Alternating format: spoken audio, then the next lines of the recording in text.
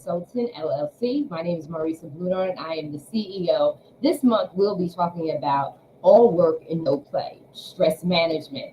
Leaders, your health is your wealth. Taking center stage and owning it with me this morning is Dr. Stephanie Reid. And Stephanie Reid, welcome, welcome, welcome. We're so excited to have you back again with all your wealth of knowledge. As we talked about backstage, we were talking about stress management, all work and no play. No way. We have got to have a balance. We got to have good time. We got to work hard and play hard, right? Absolutely. Absolutely. Yeah, we do. As a matter of fact, I just came back from a 6-week stint in Hawaii. And I can tell you when I got there, everybody said, you're welcome to paradise. And I realized I was in paradise about 3 weeks in, because while I'm there, I'm working. And I had to make time to enjoy paradise while I was working so I could come back and work some more. And I'm thinking there's got to be a better balance to this. I got the answer though. You got the answer. I know you do, because there's no way that you can manage, looking the way that you do, and all the energy that you come with, and all the positivity that you come with, without knowing how to strike that healthy balance. Leaders are very, it's a very demanding level of showing up in leadership. You're dealing with different personalities. First of all, you're dealing with the projects that you're working on, that you're leading, the vision that you're leading, the mission that you're on, the goals that you set both personally and professionally. And in the midst of that, you're managing people, their personalities, and not just the people, but everything that comes with those individually and them as a group and working together harmoniously. Share with us some of the methods, some of the approaches that you have for helping leaders to manage stress. I think one of the biggest things that I do to help women or leaders manage stress is to have them sit and identify how they're showing up at any given moment, right? If you're showing up as the corporate leader, then you have to make sure that you compartmentalize all those other aspects of who you are and put them in their proper perspective.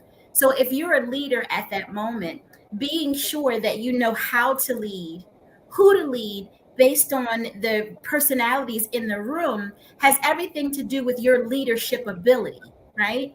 But you can't bring in the back of your mind, I got to go pick up my baby at 2:00. I have to, make sure I meet this deadline. If you stay present in every experience, then there's no room for outside chatter to create this emotional, spiritual, mental chaos. So stay present in the moment. That's the first thing. Be in the moment, because that's the only moment you have. And then when you go home, you leave work at home and you become that mother, that wife, or whatever roles that you have. But if you're conscious of being in the present, stress is it's kind of impossible because you're not multitasking. One of the things that women think that is important is we need to multitask, and that is the furthest from the truth and the biggest lie of development.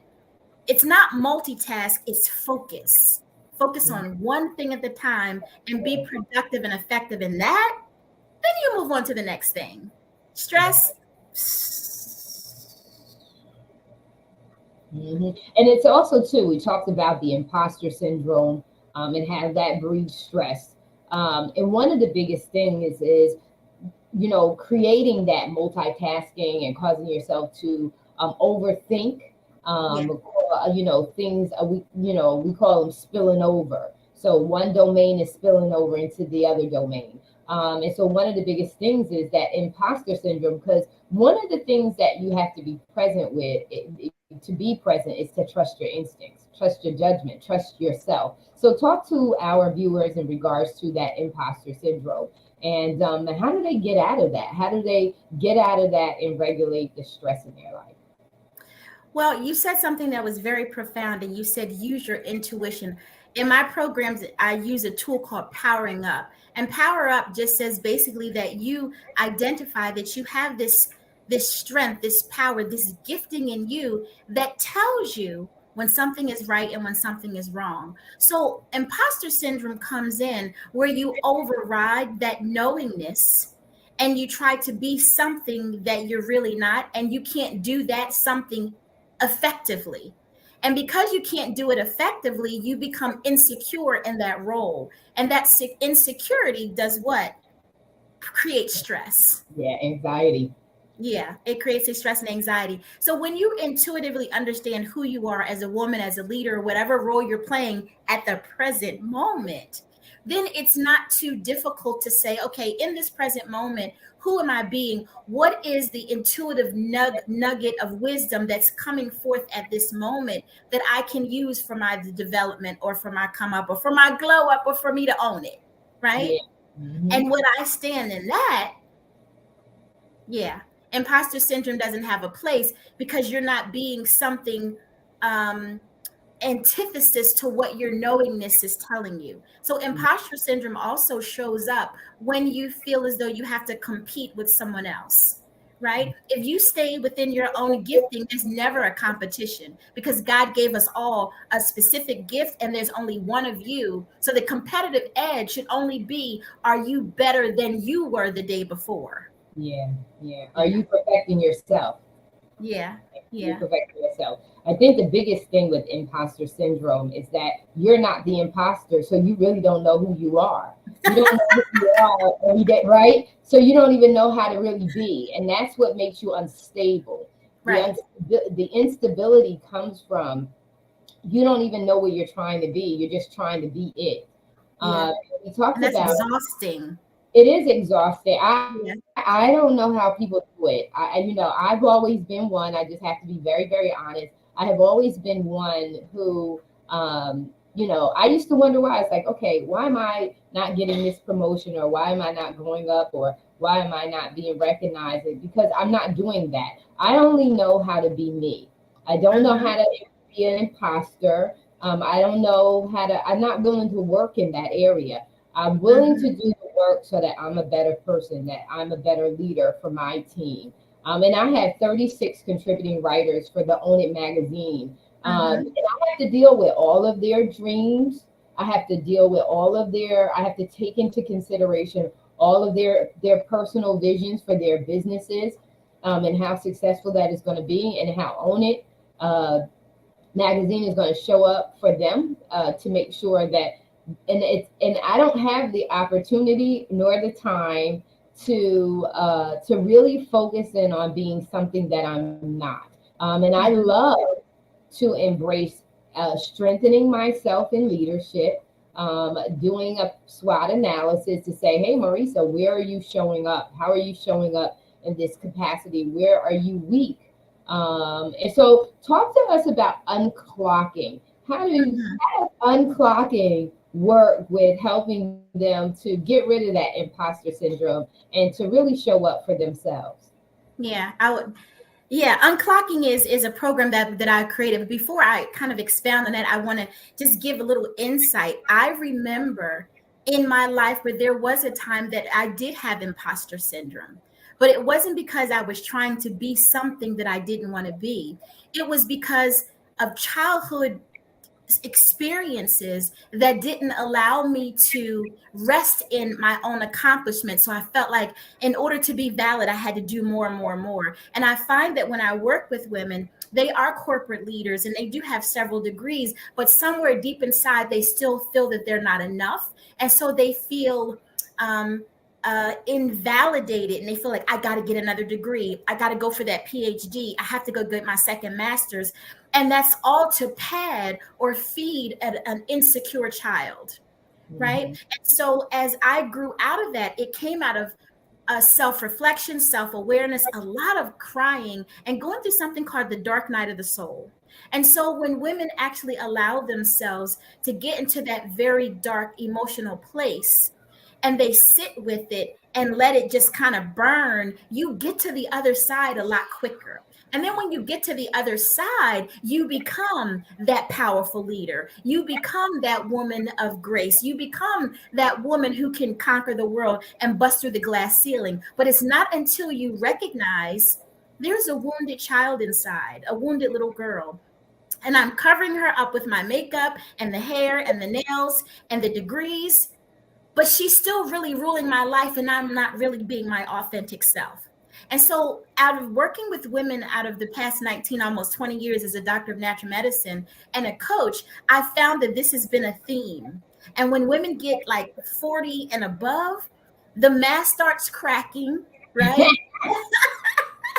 And we want to call it menopause, and the bones start aching and the relationships are acting a little weird, and we don't know what we don't know, and we're thinking, I have all of this knowledge and I still can't fix any of my life. Because what happens is how you view yourself in one way in your life is how you secretly view yourself and do life in the exact same way. So if you're ineffective at work because of a silent imposter syndrome, you're ineffective in your relationships. You're ineffective in your community service. You're ineffective with everything you think you want to accomplish for yourself.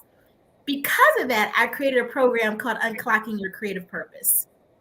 And what that means is I help women understand there are 4 phases of their development as a woman. And if you're locked in the wrong phase, I don't care how many degrees you have, how stable you think your relationship is, not how much of a lock you have on your other aspects of your life, you're silently dying inside. And when I ask women, what would happen if you didn't fix this problem? Most of them say, I would die because this is unsustainable. Right. Right. So this mask, these jackets that we have on, my braid, your beautiful eyes, right? Is this live or is this Memorex? Right? For Mm, us, it's probably live because we've done the work. So I help women do the work within their business suit, within their whatever they're doing, and allow them to see their life in a proper perspective so they can create those boundaries to allow themselves to power up with their intuition so they can command their lives and not just being in silent survival mode. You can have money and still be in survival mode, yeah. right? Because you don't know when you have enough, right? And so you keep grinding those gears and then your health starts to go down. Everybody goes, oh, honey, that's menopause. No, that's not menopause. You're stressed out. Yeah, that is you You're stressed out. stressed out. So And unclocking is about disconnecting yourself from what you thought your biological clock meant and move on beyond that level of personal development as a woman to get into your passion and into your purpose. Because until you find your purpose, there's no peace. No yeah, purpose, no peace. no peace. No peace because you're living an unfulfilling life. And Right. that's critically important to get in alignment with your assignment, your life's assignment. I think Yeah. that that's so important. And I believe that once people know what their wiring is, Yeah. um, and then embrace. The biggest challenge is people don't embrace all of it. I just was writing up a book review this morning, and in reading the book review, one of the things that the visionary author had spoke about was her love for elephants, and her books have been based on the elephant in the room. Mm. And I had a gentleman many years ago say to me, Marisa, the difference between you and someone else is you talk about the elephant in the room. You say very things that people don't want to talk about. And that's my biggest triumph. My Mhm. biggest triumph and my biggest success was to not ignore. I don't sweep stuff under the rug because eventually there's going to become a lump, right? Yeah. Sweep it up, just clean it up. The sooner that you clean it up, just like you said, the sooner you get free. And so stop avoiding who you are. I like when in one of our interviews you said, when you heal the child, the grown up will show up. Yes. So and that, as you were speaking, that was going through my mind was heal the child. But what you want to also do is you want to balance the child and the adult because you want to keep that youthfulness. You want to keep that playfulness. And I think that sometimes when women climb up the ladder, they get so serious. They Oh, get so serious that you forget to enjoy the journey. And the yeah. one thing I'm thankful for is that I had a very diversified background. I started off in corporate very young. I started off in corporate, I was probably like 20. It wasn't probably even too much after being 19 that I started in corporate. I had 10 years of corporate experience, and with the passing of my mom, resigned from that position because I had 2 daughters, and I Mm-hmm. refused to let. I was in a position that I could stay home with my kids. I Mm-hmm. refused to let my kids go home to an empty house with a key. Yeah. Um, Yeah. that was just not something for me. I remember the days of going home and being my mom working, being a single parent, and what went on in the neighborhood that I just was like, no, a parent needs to be home with kids Right. running around in the neighborhood. Kids, Yeah. there's a lot that goes on. Parents have no idea of. That's really bad. And so I said, I'm not going to allow that. I was young mom, but I knew that corporate, I'm thankful that I didn't do that whole corporate move. I want to climb the ladder Mhm. at the detriment of my children. I just did not want to do that. But I wasn't an at-home mom, so I did run my own business. So I had my own business for about 10 years and then went back to academia. So I have multiple backgrounds in multiple areas, arenas, corporate, entrepreneurship, full-time entrepreneurship, as well as going into academia. And across the board, the one thing that I realized was that you compromise. Women are so rude. It's like, who did that to you and why? Why are you so you are successful? Why don't you just stop, breathe, and take a moment to really soak in all that you've really accomplished? And if you take the time to slow down and catch up with yourself, I think that that makes a big difference too. Is that to own who you are and to rest in who you are. Unclocking gives them that radicalness to Mhm. say, hey, I know who I am, I own who I am, and I'm going to live in who I am. And I like it how you said that gain that superpower because don't you dare give up because I'm hearing women saying I don't have to do it all. I don't have. No, you don't, and you shouldn't have never been doing it all. You Right. put that on yourself. And for me, the revelation was that was crossing over boundaries. So stress management is knowing your boundaries, knowing what makes you tick and what ticks you off. And when I hear unclocking, I hear unclocking from the need to show up because people are infringing on your boundaries. You need to Mhm. butt back and stop allowing people to come into a space that they shouldn't be allowed to come into. And that again goes back to what you said, being able to focus. Yeah. Yeah. Yeah. If Mhm. you don't know what you don't know, you will flow in a direction of the comfortable, of the known, right? It's comfortable. If it ain't broke, don't fix it, right? Don't rock the boat. And because most women don't know that there are four phases of a woman's life, they get stuck in a role that's counterintuitive after a certain point. When you are a maiden, life is easy. And I always say the maiden is very laissez-faire, and she's doe-eyed and wide, and she's the world is so beautiful, and she says, but you don't understand. I love blah blah blah blah blah. Right? Right, right. And before she gets the chance to understand who she is, she may have been put into the mother role, taking care of younger siblings, or she gave birth herself, never giving herself an opportunity to discover who she was before she moved into that other role. So now you have a blurring of roles. You have a woman who is mourning the loss of her childhood, but now has to put that aside to give her energy out, whether that's being a mother, whether it's being a corporate leader, whatever it is. But at some point, that phase phases out. But within that phase, there's a lot of betrayal. There's a lot of emotional upheaval. There's a lot of lack of boundaries. There's a whole bunch of stuff that go bump in the night. And because we're in that role the longest, we stay in it beyond its necessity. Mhm. So at 55, 56, 60, you should be moving into the guardian phase. The guardian says, I have my boundaries, don't cross them. It is what it is, it ain't what it ain't, and I can change the perspective so it's not that deep, right? But the mother phase is where we get stuck. And that's where the stress comes in because now we've outlived our service and our purpose beyond its necessity, and it's draining the life force out of us and not giving us that sense of fulfillment. So I help women transition from moving out of that mothering phase, unclocking about 45, 44 years old. You're no longer going to create with your womb. You should be thinking about how you're going to create with your spirit, right? And that's where that play comes back in. If I can say to you, I've given and I've done, I'm good, I'm going to take that energy and give it back to myself, then that's when I start to play.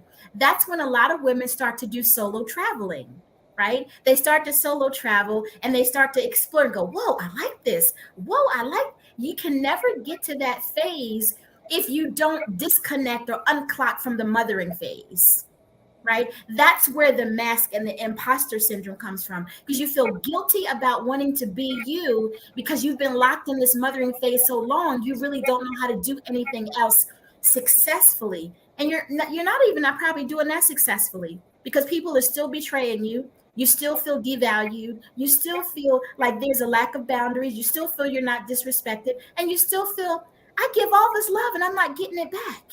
Mm-hmm. And all of this is hidden behind our jackets and our makeup and our hair. Wow. Well, listen. We're